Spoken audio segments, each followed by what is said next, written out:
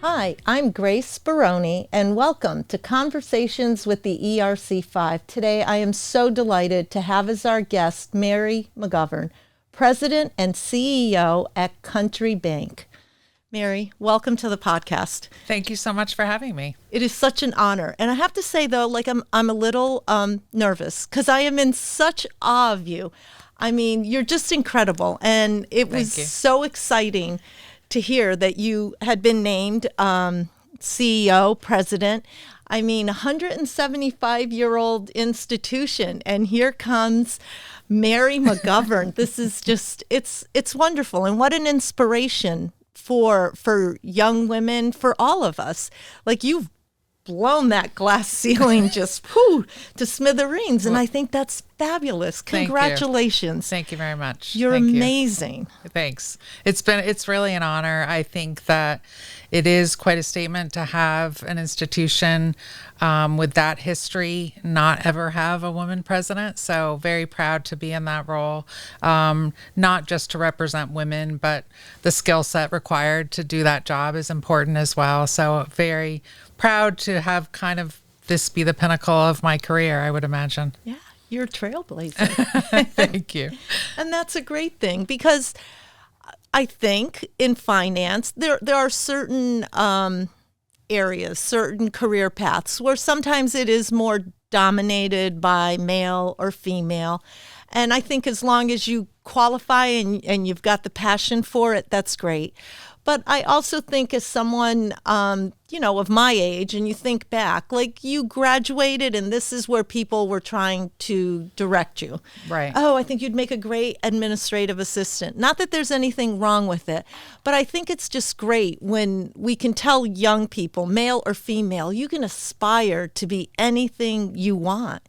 You just have to have the passion and you can share with us what else you need to have, the discipline and so forth. But, right. Absolutely. I think representation is really important. I think people don't see themselves in a role until they can see themselves in a role, like a woman in that role. And I think, starting a career in banking 30 plus years ago, it wasn't, I'm going to be president and CEO of a bank someday, but I think you get to a position and then you say, well, why can't I take that next step? And you try to get the experience and whatever you need and to ascend to that next role and take on any opportunity anyone's willing to give you and just keep going and say, why not me in that role?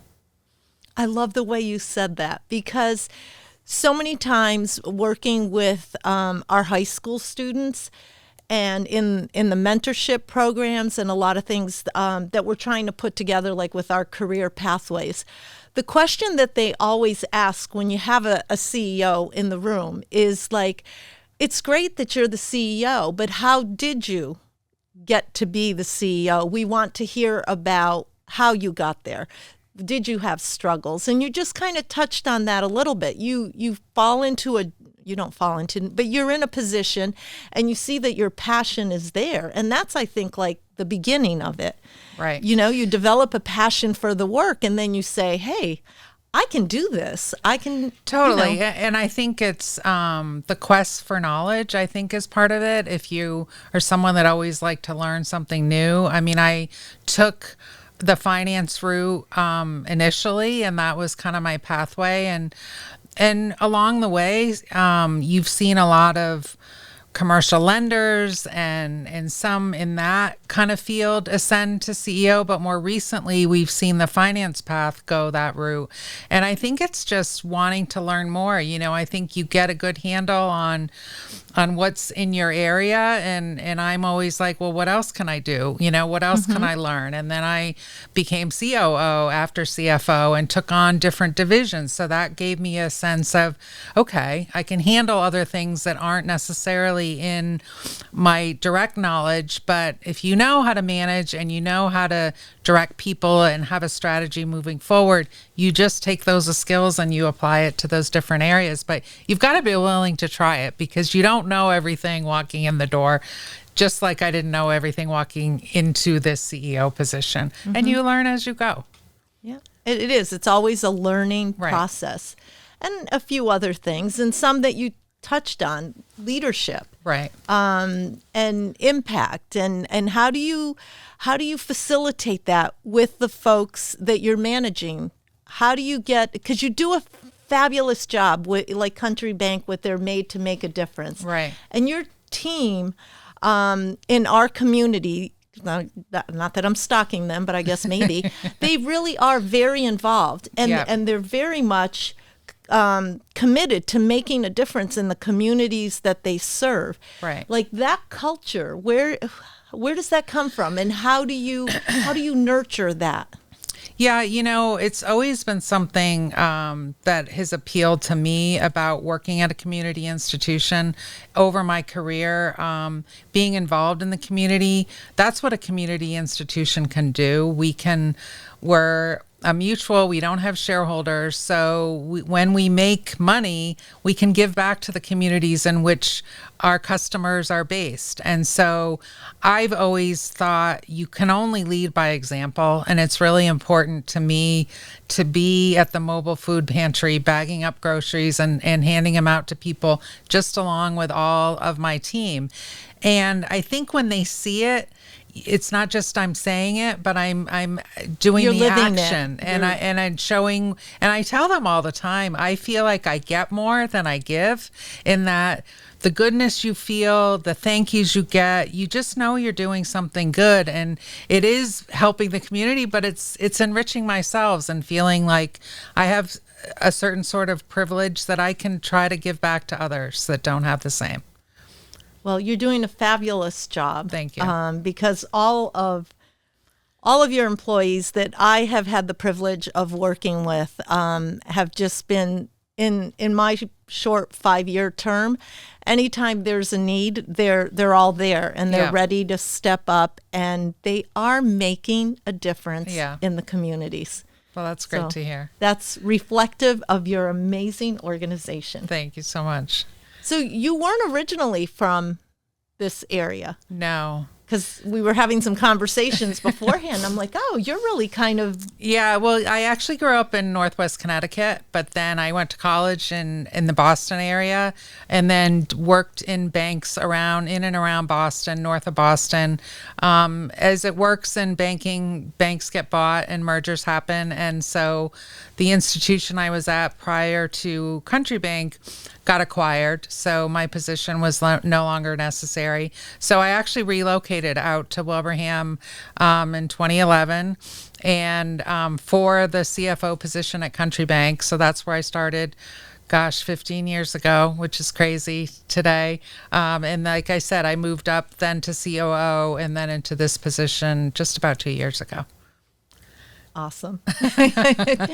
Truly. And I was just curious about that, because from watching you and all that you do, you get the feeling that you have always been here. Well, thank you. In the community. So you Thanks. really you're a solid part of it. Yeah. 15 years is probably the longest I've lived anywhere other than growing up. And it is, you start to get to know the communities and some of the organizations that are important. We try to support food insecurity. Financial literacy is a big other area of support that we try to do. And when you can get to go into the high school that my children went to and support those kids through teaching them credit skills and financial skills, you just feel good about giving back to an institution that schooled your children. And so I think it all kind of makes sense, as far as just that, trying to be part of a community. Mm-hmm. I have to give you a big shout out, because you just brought it up. Credit for Life. I wasn't aware of it until I came here to the chamber, and have been a part of your Credit for Life program in Wilbraham at Minnechaug High School. It is absolutely amazing. Yeah. And it's so exciting to watch how these kids just really do take this very seriously, and and what they're learning from it, though. it's an amazing opportunity. It really is. I think, unfortunately, we're working on it, but financial literacy is not a requirement in Massachusetts schools. So it's something that we're working with the state and Mass bankers to really push. But in that absence, Country Bank is really, they've done it for all 15 years that I've been there. So started out just, I think, at a couple high schools, and now I think they educate up to 15 high schools with the 6 or so fairs that we have, and just bringing the kids together. They role play a 25-year-old. They get a credit score. They have to go and get transportation and housing and clothing and make all these decisions. And I think, within an hour and a half or 2 hour window that we have, they really come away with some great skills that they wouldn't have had otherwise. Absolutely. And it is so needed because we have our legislative breakfast, and we open our legislative breakfast up to the students. Yeah. So the students get to ask questions of the leaders and the state senator and representatives and so forth. And several times the students have asked for more financial knowledge. And they're so passionate about it. Like one young man said, I'm a senior and I'm going off to college, but I really don't understand all of this. And why don't we have more programs like that in our schools? Yeah, and they're working. They're working on it. Massachusetts Bankers Association has really been a leader in trying to facilitate that. There has been a bill that's passed in the House. I don't believe it's finalized in the Senate. Maura Healey is in favor of having some sort of requirement to graduate. It's really critical in this day and age for kids to come out. I remember back too many years ago going to college, and the credit card applications were there, and no one told you what a credit score was. You didn't understand how to get a mortgage, obtain certain other financial instruments through a bank. So, I think that all those skills could be really enhanced if they had some sort of requirement. Agreed. Yeah. And the kids want it, clearly. Yeah. So it's like, let's do this. Right. Let's make it happen. And absolutely. You're right. Like owning a home is such a big thing, right? That's absolutely our biggest purchase. We all strive to doing that. But yet you come out of college or someone offers you a credit card as you're going into college. Oh, well, let me take this application without thinking about, oh my gosh, what are the ramifications of this? And then somebody else offers me one. So should I take that one as well? And having that knowledge will empower folks as they continue on their career path, as our young people, our youth continue. Yeah, and I think retirement too is another area where they tend to not know too much about, and they're entering their first job and they're asked to join, to contribute to a 401k. They don't understand that, and someone can educate them and say the sooner they start to save, the sooner they can retire, and all those topics are really not taught by anyone in their high school, which is crazy. Well, we're running out of time because we could go on, and the thing is, it's so good to know that you really are making a difference in so many ways. Thank you. It is such a pleasure to have you here. And I hope you'll come back and we can continue with lots more absolutely on our list that we didn't even get to, but we'll do it the next time. Absolutely. This was a pleasure, Mary. It was great. Thank you, Grace, so much for having me. Thank you. And for those watching and they want to learn more about Country Bank or get in touch with someone there, what's the best way for them to do that? We have a website, countrybank.com. We'll have all of our locations, a lot of contact information for everyone, email addresses, phone numbers, that sort of thing. Details clearly a lot of different things. Financial literacy actually is accessible through there as well. So definitely go to countrybank.com. All right.